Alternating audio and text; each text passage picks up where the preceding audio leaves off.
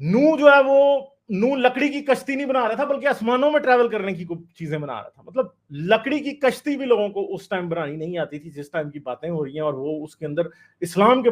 आसमान के पोर्टल्स खोल रहा है और वो मल्टी डायमेंशनल बातें कर रहा है और पता नहीं क्या क्या बातें वो करते चला जा रहा है। तो ये जो इस तरह की चीजें होती हैं, ये आपकी यूथ को किस चीज पे करती हैं कन्विंस के अननेचुरल सुपर नेचुरल चीजें हो सकती हैं। और ये याद रखिएगा, जो लोग सुपर नेचुरल चीजों के पीछे पड़े रहते हैं ना, वो पीरों फकीरों के पीछे ही पड़े रहते हैं, और पीर फकीर ही उनकी जिंदगी होते हैं। वो कभी भी अपने मसलों को हल करने की कोशिश नहीं करेंगे। उसने खेत में अगर फसल भी लगाई है ना, उसने गेहूं बोई या उसने मकई बोई या उसने कपास लगाई है, तो वो पीरों से जाके दुआएं करेगा, बजाय ये फाइंड करने के कि उसकी सॉइल का पीएच लेवल ठीक है कि नहीं,